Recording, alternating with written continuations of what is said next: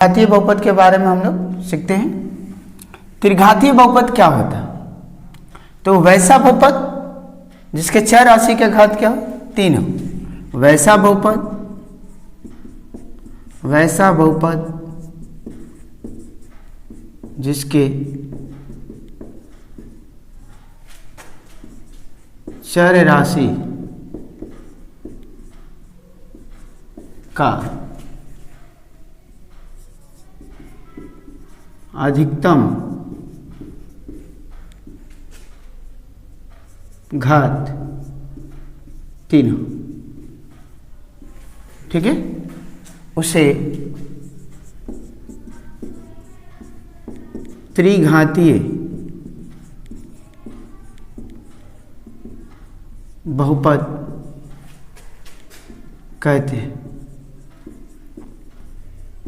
उसे क्या कहते हैं हम लोग? त्रिघातीय बहुपद कहते हैं। इसका व्यापक जो रूप होता है, व्यापक रूप होता है ax cube plus bx square plus cx plus t बराबर 0। ठीक है, यदि 3 शून्यक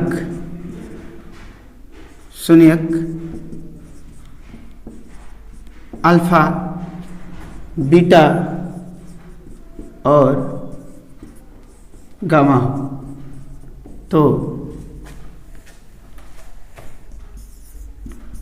शून्यकों का योगफल बराबर जो होगा alpha plus beta plus gamma बराबर होता है माइनस बी बटा में ए। उसी तरह शून्यकों के गुणनफल का योगफल, ठीक है, alpha into beta, beta into gamma, gamma into alpha बराबर सी बटा में ए। शून्यकों का गुणनफल, शून्यकों का जो गुणनफल होगा alpha into beta into gamma minus d बटा में ए। ठीक है, क्वेश्चन है, यदि a x cube plus b x square plus 5x plus 7 बराबर 0 हो तो अल्फा प्लस बीटा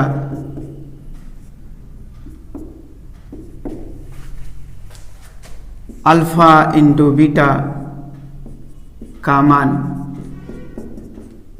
ज्ञात करें। ठीक है, तो हम लोग alpha plus beta plus gamma बराबर जो फार्मूला होता है माइनस बी बटा में ए। बी का वैल्यू क्या है? खुद ही बी है यहाँ पर, तो यहाँ पर बी बटा में ए का जो वैल्यू है ए है, ये हो गया alpha into beta into gamma c बटा में ए। सी का वैल्यू कितना है? देखिए ए बी सी और ये है आपका डी, तो ये इसका जो फार्मूला होता है माइनस डी बटा में ए होता है। ठीक है, alpha into beta into gamma बराबर होता है माइनस डी बटा में ए। तो डी का जो वैल्यू है वो कितना है? 7 है, तो माइनस 7 और ए का वैल्यू ए ही है, इसलिए आंसर है। एक और क्वेश्चन देखते हैं, यदि पी एक्स बराबर √7x cube plus 6x square 9x plus 7 बराबर 0 हो तो alpha plus beta plus gamma, alpha into beta plus beta into gamma, gamma into alpha, alpha into beta into gamma. तो alpha plus beta plus gamma बराबर जो formula होता है वो minus b बटा ए। माइनस बी का value क्या है? तो b का वैल्यू ये है 6/, a का वैल्यू कितना है √7। ठीक है, alpha into beta, beta into gamma, gamma into alpha, c बटा क्या होता है फॉर्मूला a। c का वैल्यू कितना है -9, c ये है, और a का जो वैल्यू है √7 है। Alpha into beta into gamma तो क्या होता है -d/a, माइनस d का जो वैल्यू होता है, यहाँ पर d का वैल्यू कितना है 7, a का वैल्यू कितना है √7, इसे हम कटाएंगे तो -√7। ठीक है, उसी प्रकार और भी हम क्वेश्चन देख सकते हैं। यदि px बराबर 2x³ plus 4x² minus 7x plus 0, तो alpha plus beta plus gamma बराबर फार्मूला -b/a, माइनस b का वैल्यू कितना है 4 है, और a का वैल्यू कितना है 2, कट जाएगा -2। लेकिन एक बात ध्यान रखिए, alpha into beta into gamma formula होता है -d/a, d तो है ही नहीं, d तो नहीं है, d नहीं, इसका मतलब d का वैल्यू कितना होगा 0 होगा, d का वैल्यू कितना होगा 0, तो -0/a, a का वैल्यू कितना है 2 रख लीजिए। आपका क्या होगा 0 में 2 से अगर हम भागा करते हैं तो कितना होगा वो 0 हो जाएगा। ठीक है, उसी तरह एक क्वेश्चन और भी लेते हैं हम लोग। यदि px बराबर 4x² प्लस 7x³ बराबर 0, ठीक है, तो alpha into beta into gamma -d/a, तो d नहीं है तो ये क्या होगा 0/a, 4, चाहे इसको 7 कर सकते हैं, a का वैल्यू क्या है 7 है, तो ये कितना होगा 0। Alpha into beta into gamma -d/, ये तो हो गया, तो alpha plus beta plus gamma -b/a में, तो -b का वैल्यू क्या है ये वाला है। ठीक है, तो 4, a का वैल्यू कितना है 7। अगर alpha into beta plus beta into gamma plus gamma into alpha क्या होता है c/a, c तो है ही नहीं, c नहीं है, इसका मतलब 0 है, a का वैल्यू कितना है 7 है, इसका वैल्यू कितना आएगा 0 है। ठीक है,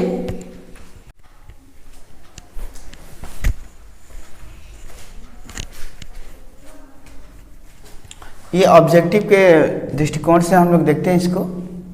यदि y बराबर px हो तो संयोगों की संख्या ज्ञात करें।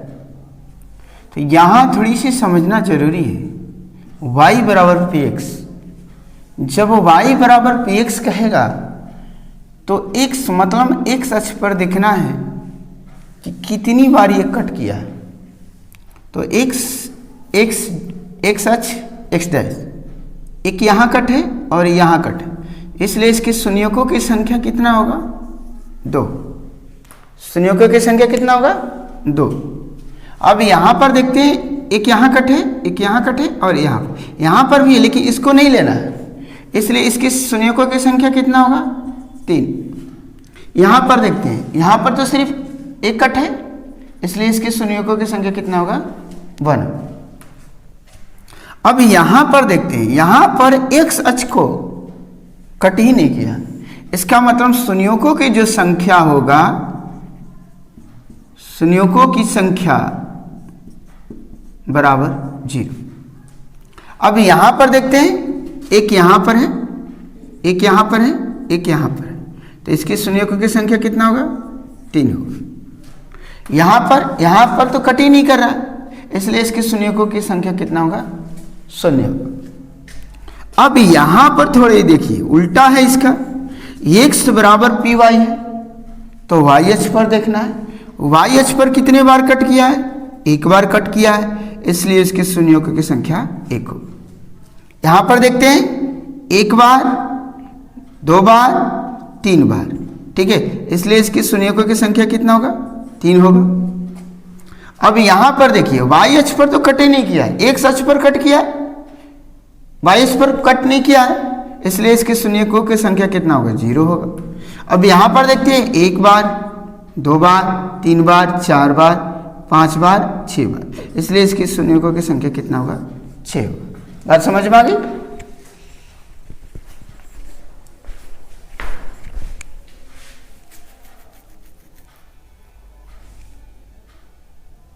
दो 2025 बिहार बोर्ड के लिए बहुत इंपॉर्टेंट ये टॉपिक है। एनसीईआरटी में क्वेश्चन ये दिया नहीं है, बट एग्जाम में आने की 100% संभावना है 2025 बिहार बोर्ड में। क्वेश्चन क्या कह रहा है कि बहुपदों के आलेख को देखकर जांच करें कि एक घातीय है, द्विघातीय है, या ना तो एक घातीय है और ना तो द्विघातीय है। हम लोग अभी तक पढ़े थे कि घात को देखकर अनुमान लगाते थे।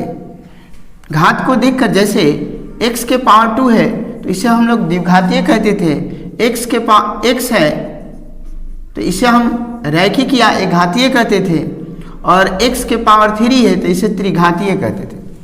परंतु यहाँ वैसा कंसेप्ट नहीं है। यहाँ कंसेप्ट सिर्फ चित्र है, और चित्र के माध्यम से आपको बताना है कि एक घातीय है, द्विघातीय है, या रैखिक बहुपद कहते हैं जिसका घात 1 हो, उसे एक घातीय के रूप से भी हम लोग जानते हैं। तो इस वाला में देखते हैं, पहला क्वेश्चन में इसका जो ग्राफ है वो सरल रेखा में, क्या है, सरल रेखा में है, जिसके कारण ये क्या होगा, एक घातीय होगा। दूसरा भी उसी प्रकार का है, दूसरा भी क्या है, सरल रेखा को ही दर्शा रहा है। तीसरा ध्यान से देखिए, तीसरा क्वेश्चन का मैंने बतलाया था कि ये द्विघातीय होगा, और द्विघातीय बहुपद का जो आलेख होता है वो परवलय होता है। तो ये किस आकृति का है, परवलय, ये परवलय आकार का है, इसलिए ये क्या होगा, द्विघातीय होगा। क्या होगा, द्विघातीय। अब इसको भी उसी तरह देखते हैं, ये भी परवलय है तो ये भी क्या होगा, द्विघातीय होगा। ये भी क्या होगा, द्विघातीय बहुपद। अच्छा, इसको देखते हैं, इस लाइन को देखकर आप क्या अनुमान कर सकते हैं, ये क्या सरल रेखा में है, क्या परवलय में है, नहीं। तो ना तो ये एक घातीय है, ना तो एक घातीय है, और न ही द्विघातीय है। ये ना तो एक घातीय है, ना तो द्विघातीय है। इसको भी उसी प्रकार देखते हैं, ना तो एक स्ट्रेट लाइन में जा रहा है और ना तो परवलय में जा रहा है। तो ये भी क्या होगा, ना तो एक घातीय होगा और न ही द्विघातीय होगा। 7 नंबर देखते हैं। 7 नंबर भी उसी तरह का कंसेप्ट है कि ना तो ये स्ट्रेट लाइन में जा रहा है, सरल रेखा में जा रहा है, और ना तो परवलय में जा रहा है। तो इसलिए ये भी क्या होगा, ना तो एक घातीय होगा, ना तो द्विघातीय होगा। 8 नंबर में वही देखते हैं हम लोग, ये ना तो सरल रेखा में जा रहा है, ना तो परवलयकार हो रहा है पूर्णतः रूप से। तो इसलिए ये भी क्या है, ना तो एक घातीय है और ना तो द्विघातीय है। ठीक है।